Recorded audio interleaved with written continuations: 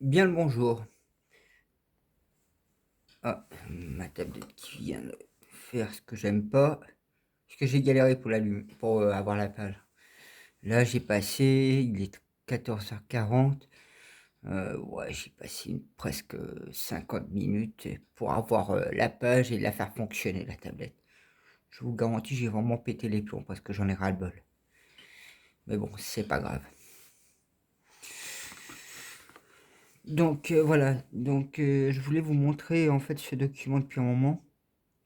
Donc je vais vous le lire déjà, juste le premier morceau.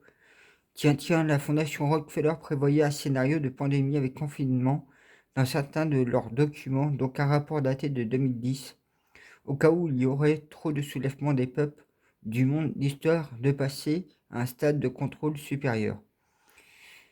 Cette vidéo et Zoom date de 2014, à part tout ça va bien. Chacun aura compris que les Rockefeller sont une famille de philanthropes ayant à cœur de servir les meilleurs intérêts de l'humanité. Pour ceux qui ne connaissent pas ce charmant monsieur créateur du club Bilderbergs, ils peuvent jeter un coup d'œil à cette description. Ouais, donc lui, il fait partie du club de Bilderbergs. Donc, j'ai commencé par ouvrir ce dossier-là. Alors, j'espère que je vais pas me faire censurer non plus ma vidéo.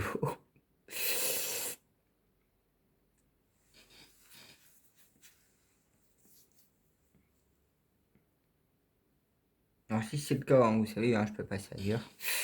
Donc, en 1984, le meilleur du monde.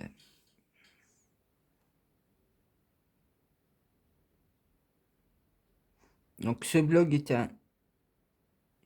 est un blog d'analyse sur la société contemporaine et ses dérives totalitaires au regard des œuvres visionnaires et dystopiques de Aldous Huxley et George Orwell. Il sera question de propagande et de manipulation de masse à travers les médias, la télévision, l'art, le cinéma, la musique, de puces à Wi-Fi, de nanotechnologies, de réseaux de pouvoir, de l'oculus et du satanisme. David Rockefeller et sa fondation. Décédé en 2017 à l'âge de 101 ans, David Rockefeller fut l'une des plus riches milliardaires au monde et très beau spécimen de philanthrope, banquier, soit le plus parfait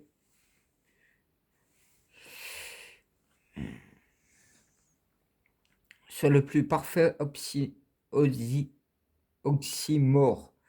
Petite anecdote savoureuse, les origines de la puissance dynastie des Rockefeller sont déjà les plus douteux, car la fortune du grand-père William Avery Rockefeller s'est bâtie en vendant des remèdes contre la constipation à base de pétrole brut, le Nigel. Des médecins découvrirent plus tard que le Nigel était nocif et provoquait des maladies graves, ceux de la pure chalanterie.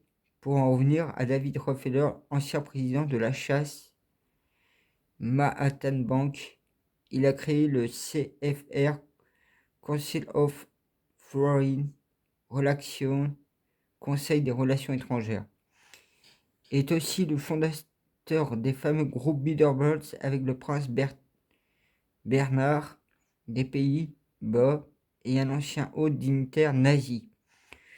Ce club très sélect regroupe tous les ans le gratin des hommes politiques, des médias, des hommes du pouvoir et l'influence. Chaque année, ils se rassemblent pour discuter à huis clos d'un agenda secret et de grandes décisions pour laquelle de ce monde. Ces réunions ultra confidentielles se déroulent toujours sous une très haute surveillance et dans la plus parfaite opacité, soit de manière totalement non démocratique. On peut dire qu'avec sa fondation, David Rockefeller aura été à peu près tout dans tous les mauvais coups du siècle dernier.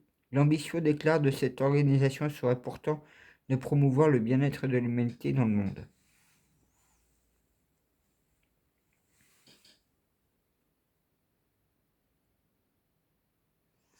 En 1913, cette fondation de malheur financier, les programmes eugénistes américains sont ainsi que la Société eugénique française.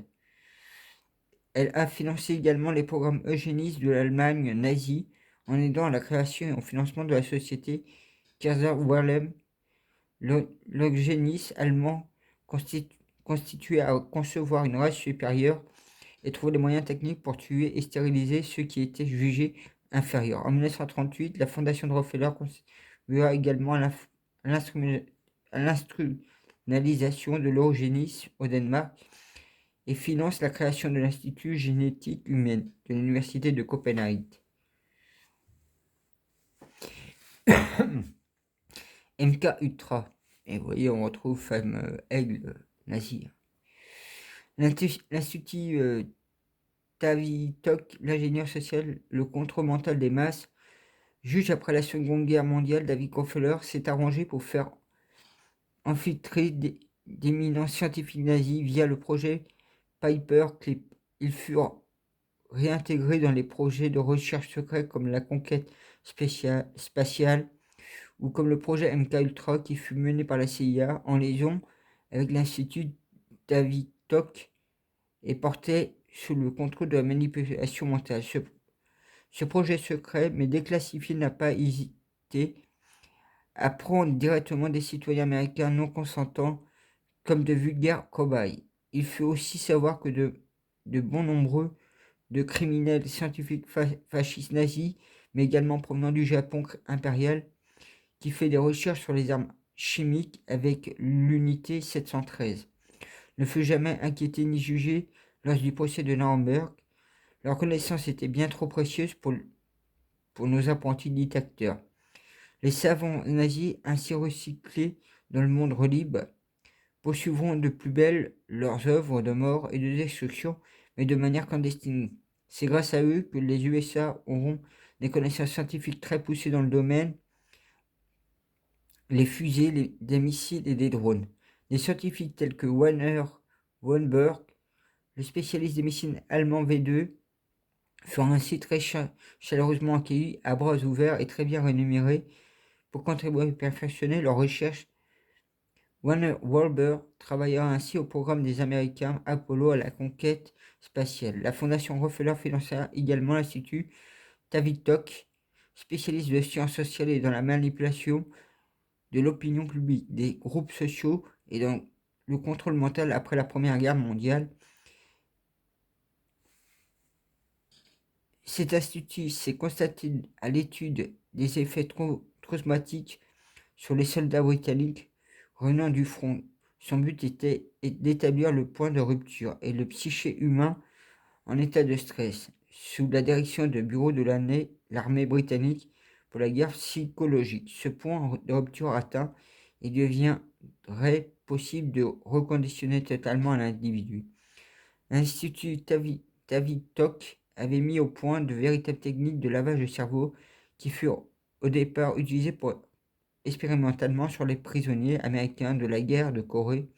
Ces expériences de méthodes de contrôle des foules ont également été utilisées sur le public américain avec des agressions furtives comme néanmoins scandaleuses contre la liberté humaine en modifiant le comportement individuel par une psychologie ciblée en 1932. Un réfugié allemand, Kurt Lewins, devient directeur de Tavistock. Il fonda la clinique psychologique d'Edvar, qui est à l'origine de la campagne de propagande pour monter les Américains contre l'Allemagne et pousser leur intervention dans le conflit. Je ne sais pas si je vais tout lire parce que ça a l'air de... Donc vous voyez, il parle du LSD. Alpha 1, tac, tac. Je vais essayer de retrouver mon... Bon, c'est vrai que j'ai pas pris un petit bâton avec moi. Si, c'est là. À la fin de la guerre, l'Institut Tavistock sera également à l'origine des bombardements massifs perpétrés sur la population civile allemande, alors même le régime nazi était déjà à l'agonie. Ces frappes auront pour effet de raser entièrement des villes telles que Drex. Le but de telle abjection, une expérience clinique menée à grande échelle pour évaluer la terreur et les réactions des masses, avec archives des résultats après observation des cobayes. dans des conditions de laboratoire contrôlées. Il s'agit de briser la force psychologique des populations et de rendre impuissant, de casser tout ce qui peut structurer et stabiliser l'individu afin de l'affaiblir et de parvenir à un contrôle poussé sur les masses. L'Institut est aussi spécialisé dans la diffusion des drogues utilisées comme outil de contrôle social. Il est à l'origine de toute la contre-culture des années 60, le phénomène Wall Talk et de la diffusion du LSD en 1951. Dans le cadre de leur recherche sur le LSD, la CIA n'a pas hésité à pulvériser et empoisonner par voie aérienne le petit bourgade française à Saint-Esprit pour tester les effets de cette drogue, occasionnant crise de démence, hallucinations et même des morts. Les habitants de la ville ont pensé à un empoisonnement au ergot de seigle, avant que l'affaire ne soit déclassifiée bien plus tard et que l'on comprenne la véritable cause du problème. C'est vrai que cette histoire avait porté préjudice à un boulanger. Parce que c'était lui qui se prenait tout dans la gueule, le pauvre boulanger du village.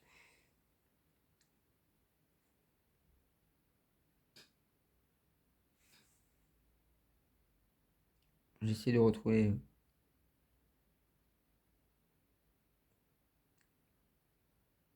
Je vais revenir, j'ai cherché un truc. Donc, je vais reprendre.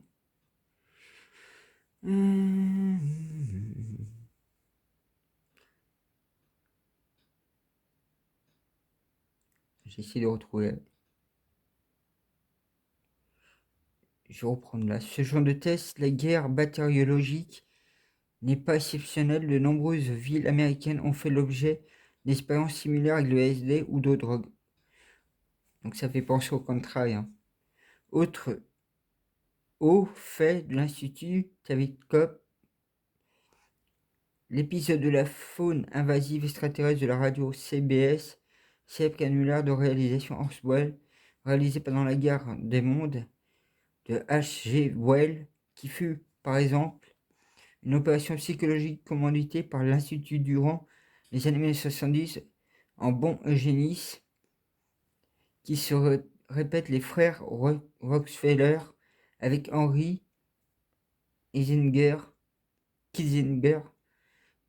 dirigèrent un mémorandum top secret du nom de NSSM-200 sur les implications d'une croissance de la population mondiale sur les intérêts sécurisants extérieurs des États-Unis pour s'alarmer de la croissance de la population dans les pays émergents qui se constituait un grave péril. Cette augmentation étant alors jugée comme une menace pour la sécurité nationale. Ce programme alors mis en place des plans de réduction de la population mondiale.